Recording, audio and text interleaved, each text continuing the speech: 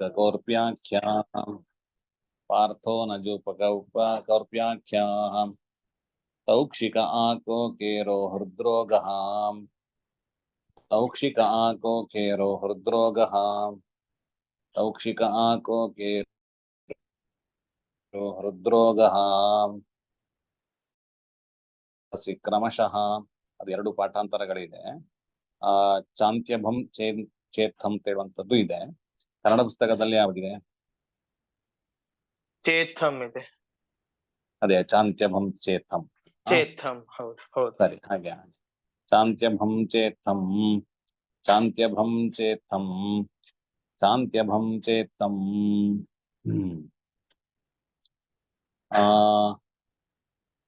ಇದರ ಪದಚ್ಛೇದ ಕ್ರಿಯತಾವುರು ಜಿತುಮ ಕುಲೀರ ಲೇಯ ಪಾರ್ಥೋನ ಜೂಕ ಕೌರ್ಪ್ಯಾಖ್ಯಾಹ.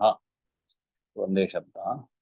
ತೌಕ್ಷಿಕಃ ಆಕೋಕೇರಃ ಹೃದ್ರೋಗಃ ಚ ಅಂತ್ಯಭಂ ಚ ಇತ್ತಂ ಎಂಬುದಾಗಿ. ಈ ಶ್ಲೋಕದ ವಿವರಣೆ ಇದು ಸಂಜ್ಞೆಯನ್ನ ತಿಳಿಸ್ತಾ ಇದೆ. ಒಂದಷ್ಟು ಸಾಮಾನ್ಯ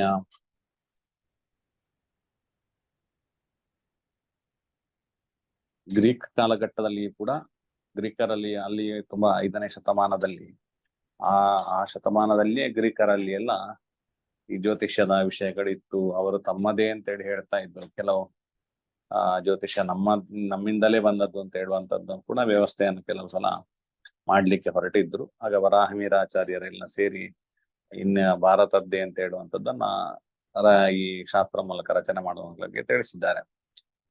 ಮಣಿ ಯವನ, ಮುಂದಕ್ಕೆ ಇದರಲ್ಲಿ ಮಯ ಯವನ ಮಣಿತ್ತ ಶಕ್ತಿಪೂರ್ವಾಹ ಅಂತೇಳಿ ಬೃಹಜ್ಜಾತಕದಲ್ಲೇ ಹೇಳ್ತಾರೆ. ಬೇರೆ ಬೇರೆ ಆಚಾರ್ಯರುಗಳನ್ನು ಉಲ್ಲೇಖ ಮಾಡ್ಬೇಕಾದ್ರೆ ಯವನರನ್ನು ಕೂಡ ಉಲ್ಲೇಖ ಮಾಡ್ತಾರೆ. ಸಾಮಾನ್ಯ ಯವನರು ಅಂತೇಳಿ ಗ್ರೀಕರು ಅಂತ ಹೇಳುವಂತ ಒಂದು ಚಿಂತನೆ ಇದೆ ನಮ್ಮಲ್ಲಿ. ಸೊ ಅವರಿಂದ ಕೆಲವು ರಾಶಿಗಳಿಗೆ ಏನೆಲ್ಲ ಸಂಜ್ಞೆಗಳಿತ್ತು, ಬೇರೆ ಬೇರೆ ಸಂಜ್ಞೆಗಳು ಬೇರೆ ಬೇರೆ ಲೋಕದಲ್ಲಿ ಕಂಡದ್ದನ್ನು ಇಲ್ಲಿ ಸಂಗ್ರಹ ಮಾಡಿ ಕೊಟ್ಟಿದ್ದಾರೆ. ಈ ಮೇಷಾದಿ ರಾಶಿಗಳಿಗೆ ಇಂತಹ ಒಂದು ಸಂಜ್ಞೆಯು ಕೂಡ ಇದೆ ಅಂತೇಳಿ. ಇದಕ್ಕೆ ಪದ ಅರ್ಥ ನಮಗೆ ಕೆಲವು ಶಬ್ದಗಳಿಗೆ ಅರ್ಥ ಸಿಗುವುದಿಲ್ಲ. ಅದು ಶಬ್ದಗಳು ಅಂತೇಳಿ ಅಷ್ಟೇ ನಾವು ತಿಳ್ಕೊಂಡ್ರೆ ಸಾಕು.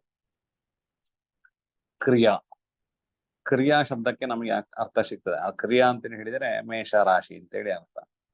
ಮೇಷರಾಶಿಗೆ ಸಂಜ್ಞೆ ಕ್ರಿಯಾ ಅಂತೇಳಿ. ಕ್ರಿಯೆ ಯಾವಾಗ್ಲೂ ಸಕ್ರಿಯರಾಗಿರತಕ್ಕಂಥದ್ದು, ಕ್ರಿಯೆ ಯಾವಾಗ್ಲೂ ಏನಾದ್ರೂ ಮಾಡ್ತಾ ಇರತಕ್ಕಂಥವ್ರು ಮೇಷರಾಶಿಯವರು ಅಂತೇಳಿ ಆ ರೀತಿಯಲ್ಲಿ ತಿಳ್ಕೊಳ್ಬಹುದು. ಕ್ರಿಯೆ ತಾವೂರು ಅಂತ ಹೇಳುವಂಥದ್ದು ವೃಷಭ ರಾಶಿಗೆ ಸಂಜ್ಞೆ. ಅದಕ್ಕೆ ನಮಗೆ ಅರ್ಥ ಸಿಗುದಿಲ್ಲ, ಅದು ಬೇರೆ ಭಾಷೆ ಆದ್ರಿಂದಾಗಿ. ಜಿತುಮ ಅದು ನಮಗೆ ಮಿಥುನ ರಾಶಿಗೆ ಸಂಜ್ಞೆ. ಇದೆಲ್ಲ ಆ ಶಬ್ದಗಳನ್ನ ನಾವು ತಿಳ್ಕೊಂಡ್ರೆ ಸಾಕಷ್ಟೇ. ಕುಲೀರ ಕರ್ಕಾಟಕ ರಾಶಿಗೆ ಸಂಜ್ಞೆ. ಲೇಯ ಅದಕ್ಕೆ ಲಯನ್ ಅಂತ ಮನೆ ಹೇಳಿದ್ರೆ ಅದರ ಹತ್ತಿರ ಉಂಟಿದೆ ಶಬ್ದ. ಲೇಯ ಸಿಂಹ ಅಂತೇಳಿ ಅರ್ಥ ನಮಗೆ. ಕುಲೀರ ಲೇಯ ಪಾರ್ಥೋನ ಕನ್ಯಾ ರಾಶಿಗೆ ಸಂಜ್ಞೆ. ಇದನ್ನು ಮುಂದಕ್ಕೆ ಆಚಾರ್ಯರು ಕೂಡ ಬಳಸ್ತಾರೆ. ಬೇರೆ ಬೇರೆ ಕಡೆಗಳಿರೋ ರಾಶಿಗೆ ಆ ರಾಶಿಯನ್ನು ಸೂಚನೆ ಮಾಡಬೇಕಾದ್ರೆ ಈ ಶಬ್ದಗಳನ್ನು ಬಳಸಿದ್ದು ಉಂಟು. 18, 19ನೇ ಅಧ್ಯಾಯದಲ್ಲಿ ಪಾರ್ಥೋನ ಅಂತ ಹೇಳುವಂತ ವಿಷಯಗಳು ಬರ್ತದೆ. ಸಿಂಹದ ವಿಷಯಗಳು ಬರ್ತದೆ. ಲೇಯ ಅಂತ ಹೇಳಿ ಸಂಜ್ಞೆಯನ್ನು ಬಳಸ್ತಾರೆ. ಹಿಂದಿನ ಶ್ಲೋಕದಲ್ಲೇ ಬಳಸಿದ್ದಾರೆ. ಜೂಕ ಕೌರ್ಪ್ಯಾಖ್ಯಾ ಅಂತೇಳಿ ಲೇಯ ಜೂಕ. ಆದ್ರಿಂದಾಗಿ ಅದನ್ನ ಬಳಸುವಂತದ್ದು ಉಂಟು. ಆಯ್ತಾ, ಆ ಕೌರ್ಪ್ಯಾಖ್ಯ ಅಲ್ಲ, ಕೌರ್ಪಿ ಜೂಕ ಲೇಯ ಅಂತೇಳಿ ಬಳಸಿದ್ದಾರಲ್ಲ ಹಿಂದಿನ ಶ್ಲೋಕದಲ್ಲಿ, ಅಂತದನ್ನ ಬಳಸಿದ್ದಾರೆ. ಮತ್ತೆ ಪಾರ್ಥೋನ ಜೂಕ ತುಲಾ ರಾಶಿಗೆ ಜೂಕ ಅಂತೇಳಿ ಸಂಜ್ಞೆ. ಕೌರ್ಪಿ ಅಂತೇಳಿ ವೃಶ್ಚಿಕ ರಾಶಿಗೆ ಸಂಜ್ಞೆ. ಇನ್ನು ತೌಕ್ಷಿಕ ಅಂತೇಳಿ ಹೇಳಿ ಧನು ರಾಶಿಗೆ ಸಂಜ್ಞೆ. ಆಕೋಕೇರ ಅಂತೇಳಿ ಹೇಳಿ ಮಕರ ರಾಶಿಗೆ ಸಂಜ್ಞೆ. ಹೃದ್ರೋಗ ಅಂತೇಳಿ ಕುಂಭ ರಾಶಿಗೆ ಸಂಜ್ಞೆ. ಈ ಹೃದ್ರೋಗ ಸಂಜ್ಞೆ ಇರೋದ್ರಿಂದಾಗಿ ಕುಂಭ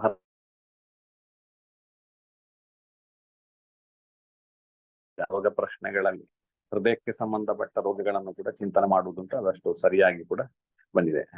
ಇನ್ನು ಮೀನರಾಶಿಗೆ ಅಂತ್ಯ ಅಂತ ಹೇಳುವಂತ ಸಂಜ್ಞೆ, ಅಂತ್ಯಭಂ ಅಂತೇಳಿ ಹೇಳುತ್ತಾರೆ, ಅಥವಾ ಅರ್ಥ ಸಿಹಿ ಅಂತೇಳಿ ಹೇಳುತ್ತಾರೆ. ಅರ್ಥ ಸಿಹಿ ಅಂತ ಹೇಳಿದ್ರೆ ಸಂಪತ್ತು ಅಂತೇಳಿ, ದ್ಯುತಿ ನಿಧಿ ಧನ ಭೋಗಿ ಪಂಡಿತಶ್ಚ ಅಂತ್ಯರ ಮೀನರಾಶಿಯ ಸ್ವರೂಪ ಹೇಳಬೇಕಾದ್ರೆ ಹೇಳ್ತಾರೆ, ಅಲ್ಲಿ ಸಂಪತ್ತಿನ ವಿಷಯಗಳನ್ನ ಚಿಂತನೆ ಮಾಡ್ತಾರೆ. ಅರ್ಥ ಸಿಹಿ ಅಂತೇಳಿ ಸಂಪತ್ತು ಉಂಟು ಅಂತೇಳಿ ಆ ಕೆಲವು ರಾಶಿಗಳ ಅರ್ಥ ಸರಿಯಾಗ್ತದೆ, ಕೆಲವು ರಾಶಿಗಳಿಗೆ ಕೇವಲ ಸಂಜ್ಞೆ ಅಂತೇಳಿ ಇಟ್ಕೊಂಡ್ರೆ ಸಾಕು. ಅಂತ್ಯಭ ಅಂತೇಳಿ ಕೊನೆಯ ರಾಶಿ ಅಂತೇಳಿ, ಅದಕ್ಕೆ ಮೀನರಾಶಿಗೆ ಹೆಸರಿರತಕ್ಕಂಥದ್ದು. ಅಂತ್ಯಭ ಅಂತ ಹೇಳಿದ್ರಿಂದಾಗಿ ಅದು ಅಶುಭ ಸೂಚನೆ.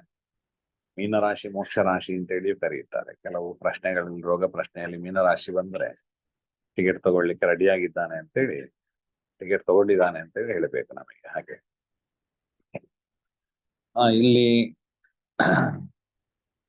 8 ವಿಷಯಗಳನ್ನ ಒಟ್ಟಿಗೆ ಹೇಳಿದ್ದಾರೆ. ಪ್ರಿಯತಾ ಉರಜಿತ ಮಕುಲಿರಲಿ ಅಪಾರ್ಥೋನ ಜೂಕ ಕೌರ್ಪ್ಯಾಖ್ಯ ಅಂತೇಳಿ ಹೇಳಿ ಒಟ್ಟು 8 ರಾಶಿಗಳನ್ನ ವೃಶ್ಚಿಕ ಪರ್ಯಂತ ಒಂದೇ ಶಬ್ದದಲ್ಲಿ ಹೇಳಿದ್ದಾರೆ. ಮತ್ತೆ ಎಲ್ಲ ಪ್ರತ್ಯೇಕ ಪ್ರತ್ಯೇಕ. ಧನುರಾಶಿಗೆ ತೌಕ್ಷಿಕ ಅಂತ ಹೇಳಿ ಅಲ್ಲಿ ಸಮಾಸ ಮಾಡಲಿಲ್ಲ, ಇಲ್ಲಿ ಸಮಾಸ ಮಾಡಿ ಒಂದೇ ಶಬ್ದದಲ್ಲಿ ಹೇಳಿದ್ದಾರೆ 8 ರಾಶಿಗಳನ್ನು. ಉಳಿದ 4 ಪ್ರತ್ಯೇಕ ಪ್ರತ್ಯೇಕ ಹೇಳಿದ್ದಾರೆ.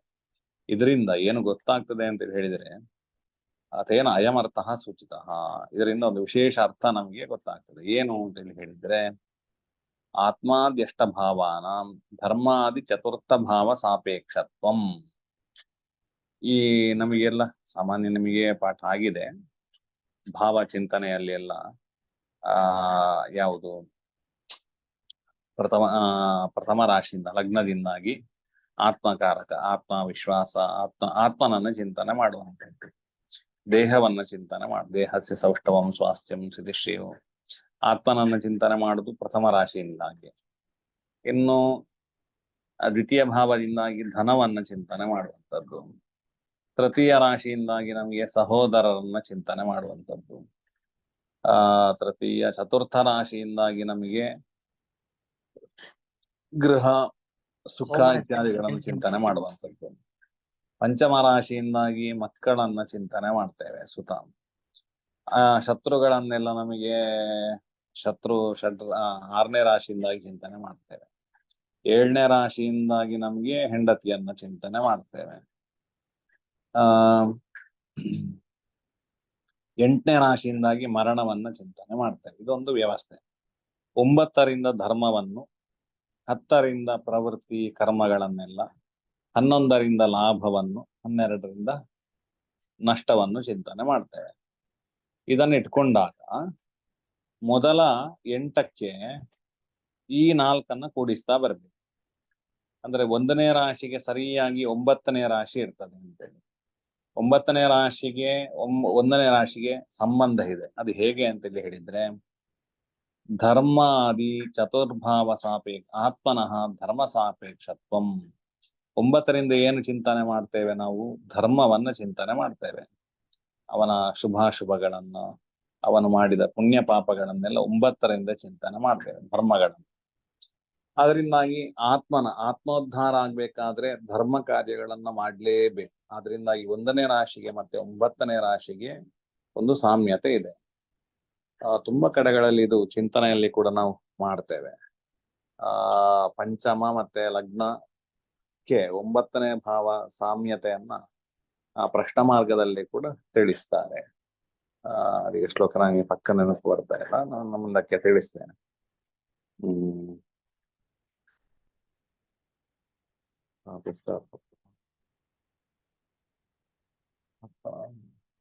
ಸರಿ, ಈಗ ಪಕ್ಕ ಶ್ಲೋಕ ನೆನಪು ಬರ್ತಾ ಇಲ್ಲ.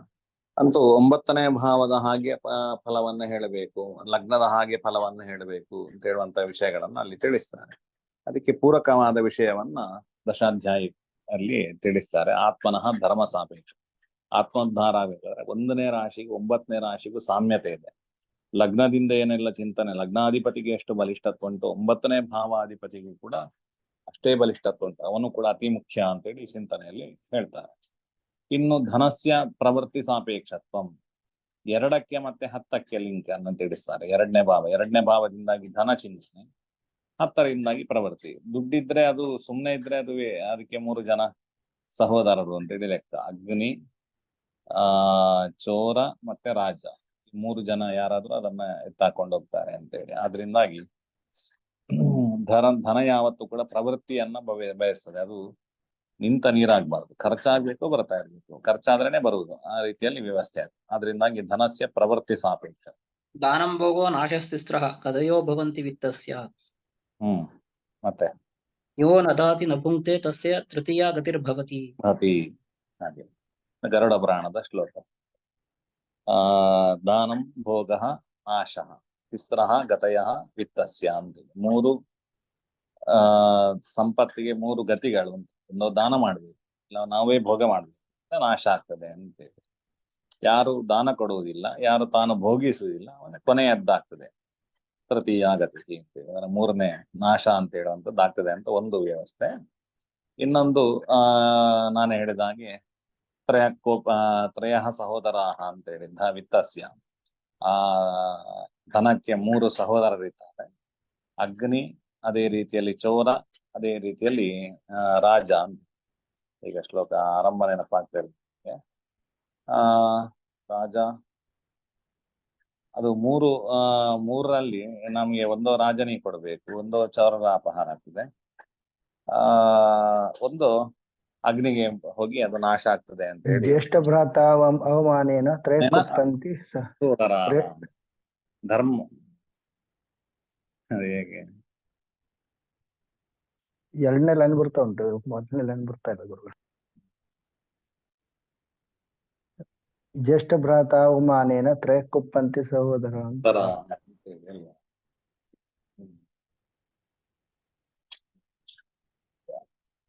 ನೋಡೋದು ಮುಂದಕ್ಕೆ ನೆನಪಾದ್ರೆ ತಿಳಿಸ್ತೆ.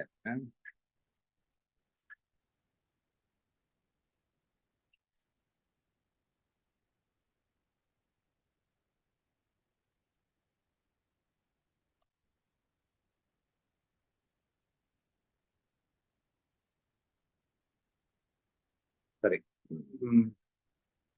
ಅಂತೂ ಧನಸ್ಯ ಪ್ರವೃತ್ತಿ ಸಾಪೇಕ್ಷತ್ವ ಅಂತೇಳಿ. ದುಡ್ಡಿಗೆ ಯಾವತ್ತೂ ಕೂಡ ಅದು ನಿಂತ ನೀರಾಗಬಾರದು, ಅದು ಯಾವತ್ತು ಪ್ರವೃತ್ತಿಯನ್ನ ಮಾಡ್ತಾ ಇರಬೇಕು ಅಂತೇಳಿ ಲೆಕ್ಕ. ವಿತ್ತಸ್ಯ ಧನಸ್ಯ ಪ್ರವೃತ್ತಿ ಸಾಪೇಕ್ಷ. ಇನ್ನು 3ನೇದ್ದು ನಮಗೆ ಪರಾಕ್ರಮಸ್ಯ ಅರ್ಥಾಗಮ ಸಾಪೇಕ್ಷತ್ವ. ಚತ್ವಾರೋ ವಿತ್ತದಾಯಾದಾಹ ಧರ್ಮಾಗ್ನಿ ನೃಪತಸ್ಕರಾಹ ಅಂತೇಳಿ ಶ್ಲೋಕ. ಚತ್ವಾರೋ ವಿತ್ತದಾಯಾದಾಹ ಧರ್ಮಾಗ್ನಿ ನೃಪತಸ್ಕರಾಹ ಜ್ಯೇಷ್ಠಪುತ್ರಾಮಾನ್ಯ ತ್ರಯಕುಪ್ಯಂತೆ ಸೋದರಾಹ ಅಂತ. 4 ಜನ ದಾಯಾದಿಗಳು ದುಡ್ಡಿಗೆ. ಅದು ಯಾರಿಲ್ಲ, ಧರ್ಮ, ಅಗ್ನಿ, ನೃಪ, ತಸ್ಕರ ಅಂತೇಳಿ. ಯಾರು ಜ್ಯೇಷ್ಠಪುತ್ರಾಮಾನೇನ ಮೊದಲನೇದ್ದನ್ನು ಧರ್ಮವನ್ನು ಯಾರು ಮಾಡುವುದಿಲ್ಲ, ತ್ರಯಕುಪ್ಯಂತಿ ಸೋದರ 4 ಜನ, ಉಳಿದ 3 ಜನ ಸಿಟ್ಟಾಗಿ ಒಂದು ಅಗ್ನಿಗೆ ಹೋಗ್ತದೆ, ಒಂದು ನೃಪನಿಗೆ ಹೋಗ್ತದೆ, ಒಂದು ತಸ್ಕರ, ಈ 3 ಜನರ ಪಾಲಾಗ್ತದೆ ಅಂತೇಳಿ ಇರುವಂತದ್ದು. ಸರಿ, ಅದನ್ನ 5 ವಿಭಾಗ ಮಾಡ್ಬೇಕು ಅಂತೇಳಿ ಕೂಡ ಹೇಳ್ತಾರೆ. ಧರ್ಮಾಯ ಸೇರ್ಥಾಯ ಕಾಮಾಯ ಸ್ವಜನಾಯ ಚ ಪಂಚದಾ ವಿಭಜನ್ವಿತ್ತಂ ಮಿಥಾಮುತ್ರ ಚ ಮೋದತೆ ಅಂತೇಳಿ ಭಾಗವತದಲ್ಲಿ ಅಂತ ಕಾಣ್ತಂತು. ಯಾರ ಭಾಗವತ ಇದ್ರಲ್ಲಿ 2 ವಚನದಲ್ಲಿ ಕೇಳಿದ ನೆನಪುನ ಅಂತ. ಧರ್ಮಾಯ ಯಶಸ್ಸಿ ಅರ್ಥಾಯ ಕಾಮಾಯ ಸ್ವಜನಾಯ ಚ, ಒಂದು 5 ವಿಭಾಗ ಮಾಡಬೇಕು. ಹಾಗೆ ಒಟ್ಟು ಪ್ರವೃತ್ತಿ ಇರಬೇಕು ಅದರಲ್ಲಿ ದುಡ್ಡಿಗೆ ಅಂತ ಹೇಳುವಂತ ವಿಷಯ. ಇನ್ನು ಪರಾಕ್ರಮಸ್ಯ 3ನೇ ಭಾವ ಪರಾಕ್ರಮ ಮತ್ತೆ ಸಹೋದರನನ್ನ ತಿಳಿಸ್ತದೆ. ಪರಾಕ್ರಮ ಇರ್ಬೇಕಾದ್ರೆ ನಮಗೆ ಲಾಭ, ಒಳ್ಳೆ ದುಡ್ಡು ಬಂದ್ರೆ ಅವನಿಗೆ ಪರಾಕ್ರಮ ಇರ್ತದೆ ಅಂತ ಹೇಳಿದ್ದು ನಾವೀಗ ಲೋಕದಲ್ಲಿ ದುಡ್ಡೇ ದೊಡ್ಡಪ್ಪ ಅಂತ ಹೇಳಿ ಕರಿತೇವೆ. ದುಡ್ಡಿದ್ದವನಿಗೆ ಎಲ್ಲವೂ ಕೂಡ ಉಂಟು ಅಂತ ಹೇಳುವಂತ ವ್ಯವಸ್ಥೆ ಈಗ. ಇನ್ನು ಅರ್ಥಾಗಮ, ದುಡ್ಡು ಒಳ್ಳೇದು ಬಂದ್ರೆ ನಮಗೆ ಪರಾಕ್ರಮವು ಒಳ್ಳೇದಿರ್ತದೆ ಅಂತೇಳಿ. ಸುಖಸ್ಯ ಧನವ್ಯಯ ಸಾಪೆ, 4ನೇ ಭಾವದಿಂದಾಗಿ ಸುಖವನ್ನ ಚಿಂತನೆ ಮಾಡ್ತೇವೆ. 4ಕ್ಕೂ 12ಕ್ಕೂ ಲಿಂಕ್, 3ಕ್ಕೂ 11ನೇ ಭಾವಕ್ಕೂ ಲಿಂಕ್ ಅನ್ನು ಕೊಡ್ತಾರೆ, ಸಂಬಂಧವನ್ನು ಹೇಳ್ತಾರೆ. 3ರಿಂದಾಗಿ ಪರಾಕ್ರಮ, ಅದು ಆಗ್ಬೇಕಾದ್ರೆ ಅರ್ಥಾಗಮ, ಲಾಭ ಆಗ್ಬೇಕು. ನಮಗೆ ಒಳ್ಳೆಯ ದುಡ್ಡು ಬಂದ್ರೆ ಪರಾಕ್ರಮ ಉಂಟು ಅಂತೇಳಿ ಅರ್ಥ. ಅಂತ ಹೇಳಿದ್ರೆ ದೇಹ ಪರಾಕ್ರಮ ಅಂತೇಳಿ ಮಾತ್ರ ಅಲ್ಲ, ಎಲ್ಲಾ ರೀತಿಯಲ್ಲಿ ನಮಗೆ ವ್ಯವಹಾರದಲ್ಲಿ ಒಂದು ಒಳ್ಳೆಯ ಮುಂದುವರಿಬೇಕಾಗಿದ್ರೆ ದುಡ್ಡು ಒಳ್ಳೇದು ಬರ್ತಾ ಇದ್ದ ಒಂದು ದೊಡ್ಡ ಜನ ಅಂತೇಳಿ ಲೆಕ್ಕ ಈಗಿನ ವ್ಯವಸ್ಥೆಯಲ್ಲಿ. ಸುಖಸ್ಯ ಧನ ವ್ಯಯ ಸಾಪೇಕ್ಷತ್ವ. ಸುಖ ಸಿಗ್ಬೇಕು, 4ನೇ ಭಾವದಿಂದಾಗಿ ಸುಖ ಅದು ಸಿಗ್ಬೇಕಾಗಿದ್ರೆ ದುಡ್ಡನ್ನು ಖರ್ಚು ಮಾಡಲೇಬೇಕು. 5ನೇದ್ದು ಪುನಃ ಸುತ ಸಿದ್ಧೇ, 5ನೇದಕ್ಕೂ ಮತ್ತೆ ಪುನಃ 9ಕ್ಕೂ ಲಿಂಕ್ ನಮಗೆ. ಅದರಿಂದಾಗಿ ಮಕ್ಕಳು ಆಗ್ಬೇಕಾದ್ರೆ ಧರ್ಮ ಕಾರ್ಯವನ್ನು ನಾವು ಮಾಡಲೇಬೇಕು. ಅದರಿಂದಾಗಿಯೇ ಮಕ್ಕಳು ನಮಗೆ ಜನ್ಮಾಂತರದಲ್ಲಿ ಆಗುವಂಥದ್ದು. ಒಂದೇ ಜನ್ಮದಲ್ಲಿ, ಈ ಜನ್ಮದಲ್ಲಿ ಅಂತೇಳಿ ಮಾತ್ರ ಅಲ್ಲ, ನಾವು ಹಿಂದಿನ ಜನ್ಮದಲ್ಲಿ ಧರ್ಮ ಕಾರ್ಯ ಮಾಡಿದ್ರೆ ಮಾತ್ರ ನಮಗೆ ಅದು ಮಕ್ಕಳ ಭಾಗ್ಯ ಅಂತೇಳಿ ಸಿಗುವಂತ. ಶತ್ರು ಕ್ಷಯಸ್ಯ, ಇನ್ನು ಶತ್ರುಗಳು ನಾಶ ಆಗ್ಬೇಕಾದ್ರೆ ಪ್ರವೃತ್ತಿ ಇರ್ಬೇಕು. ನಮ್ಮದು ಒಳ್ಳೆ ಪ್ರವೃತ್ತಿ ಇದ್ರೆ ಶತ್ರುಗಳು ನಾಶ ಆಗ್ತಾರೆ. 6ಕ್ಕೂ ಮತ್ತೆ 10ಕ್ಕೂ ಲಿಂಕ್ ಕೊಟ್ಟರು, ಸಂಬಂಧ ಹೇಳಿದ್ರು. ಇನ್ನು 7ಕ್ಕೂ ಮತ್ತೆ 11ಕ್ಕೂ ಕಲತ್ರ ಸುಖಸ್ಯ ಅರ್ಥಾಗಮ ಸಾಪೇಕ್ಷತ್ವಂ. ಹೆಂಡತಿಯಿಂದ ನಾವು ಒಳ್ಳೆ ರೀತಿಯಲ್ಲಿ ಸುಖವನ್ನ ಬಯಸ್ಬೇಕಾದ್ರೆ ನಮಗೆ ಒಳ್ಳೆ ದುಡ್ಡು ಬೇಕು ಅಂತ ಹೇಳುವಂಥದ್ದು ನನ್ನ ಮಾತಲ್ಲ, ಇದು ಹಿರಿಯರ ಮಾತು. ಮತ್ತೆ ಮರಣ ರೋಗ ಪರಿಭವಾದೇಹೆ ಅರ್ಥನಾಶ ಸಾಪೇಕ್ಷತ್ವಂ.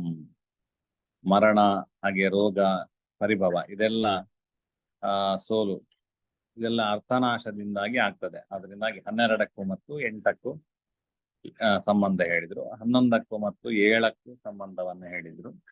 ಈಗ ಲೋಕದಲ್ಲಿರುವಂತ ಕಲತ್ರ ಸುಖ ಅಂತ ಹೇಳಿದ್ರೆ ನಾನು ಪಕ್ಕ ಹೆಂಡತಿಯಿಂದ ಎಲ್ಲರೂ ವಿಷಯ ಅಲ್ಲ. ಈಗ ಒಳ್ಳೆ ಹೆಂಡತಿ, ದುಡ್ಡಿದ್ದವರಿಗೆ ಒಳ್ಳೆ ಪುರದ್ರೂಪಿ ಹೆಣ್ಣು ಸಿಗ್ತದೆ, ಪುರೋಹಿತರಾದವರಿಗೆ ಅಥವಾ ಇಂಥದೆಲ್ಲ ವ್ಯವಸ್ಥೆ ಲೋಕದಲ್ಲಿ ಉಂಟ.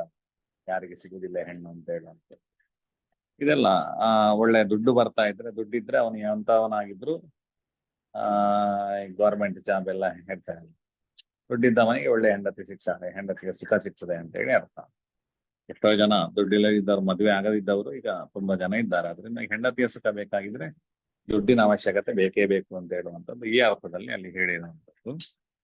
ಸರಿ, ಇದು ನಮಗೆ ಈ ವಿಶೇಷ ಅರ್ಥವನ್ನ ಈ ಶ್ಲೋಕದಲ್ಲಿ ಆಚಾರ್ಯರು, ವರಾಹಮಿರಾಚಾರ್ಯರು ತಿಳಿಸ್ತಾ ಇದ್ದಾರೆ ಅಂತೇಳಿ.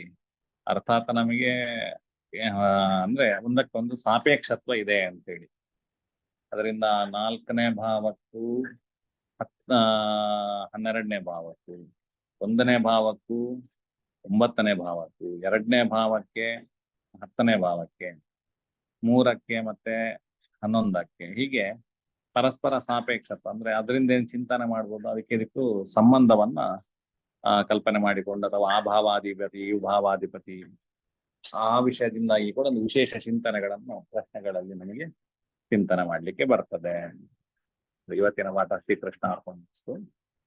ಮೂರ್ತಿತ್ವೇ ಪರಿಕಲ್ಪಿತ ಶತಪೃತೋ ವರ್ತ್ಮಾ ಪುನರ್ಜನ್ಮನ ಆತ್ಮೇತ್ಯಾತ್ಮವಿದಾಂ ಕರ್ತಶ್ಚೇಡತಾಂ ಭರ್ತಾಮರಜ್ಯೋತಿಷಾಂ ಲೋಕಾನಾಂ ಪ್ರಲಯೋದಯ ಸ್ಥಿತಿ ವಿಭೃಷ್ಟಾನೇಕದಾ ಯಶ್ರುತೌ ವಾಚಂ ನ ಸದಧಾತ್ಮನೇಕ ಕಿರಣ ತ್ರೈಲೋಕ್ಯ ದೀಪೋ ರವಿಹಿ. ಏನಾದ್ರೂ ಪ್ರಶ್ನೆಗಳಿದ್ರೆ ಕೇಳಿದ್ರು. ಗುರುಗಳ ಇವತ್ತಿನ ಶ್ಲೋಕದಲ್ಲಿ ಲೇಯ ಪಾರ್ಥೋನ ಅಂತಿದೆ. ಪಾಥೋನ ಅಂತ ಹೇಳಿದೆ. ಪಾರ್ಥೋನ ಅಲ್ಲ, ಪಾಥೋನ. ಅದು ಕೆಲವು ಕಡೆ ಪಾರ್ಥೋನ ಅಂತ ಹೇಳಿ 2 ಪಾಠಾಂತರಗಳು ತುಂಬಾ ಇದೆ. ಪಾಥೋನ ಅಂತ ಹೇಳಿದೆ, ಪಾರ್ಥೋನ ಅಂತ ಹೇಳಿದೆ, 2 ತಪ್ಪಲ್ಲ. ಪಾರ್ಥೋನ ಅಂತ ಹೇಳಿದ್ರಿ. ಹೌದು, ಪಾರ್ಥೋ, ನನಗೆ ಪಾಯಿಪಾಠ ಬರುವಂತದ್ದು ಪಾರ್ಥೋನ ಅಂತ ಹೇಳಿ. ಸರಿ.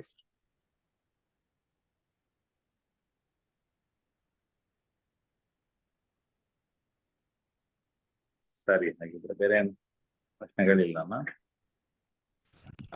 ಒಂದು ಸಂಶಯ ಇದೆ ಗುರುಗಳೇ. ಹೇಳಿ. ಅದು ಈಗ ಒಂದು ವ್ಯಕ್ತಿಯ ಜಾತಕದಲ್ಲಿ ಮೀನರಾಶಿಯಲ್ಲಿ ಯಾವ್ದಾದ್ರು ಒಂದು ಗ್ರಹ ಇದ್ರೆ ಆ ಗ್ರಹದ ದಶೆಯೋ ಅಥವಾ ಭುಕ್ತಿಯೋ ಬಂದಾಗ ಅವನಿಗೆ ಮರಣ ಅಂತ ಹೇಳುವ ಫಲವನ್ನ ಹೇಳ್ಬೋದಾ? ಖಂಡಿತ ನೋಡಿಕೊಂಡು ಹೇಳ್ಬೇಕು. ಬಾಕಿಯ ಪುಷ್ಟಿ ಬೇಕಾದಕ್ಕೆ ಬೇರೆ ವಿಷಯದಲ್ಲಿ ಕೂಡ ಅಲ್ಲ, ಅದು ಒಂದು ಚಿಂತನೆ ಬರ್ತದೆ. ಹೌದು, ಈ ರೀತಿಯಲ್ಲಿ ಮಾಡ್ಬೋದು. ಸರಿ ಸರಿ, ಓಕೆ.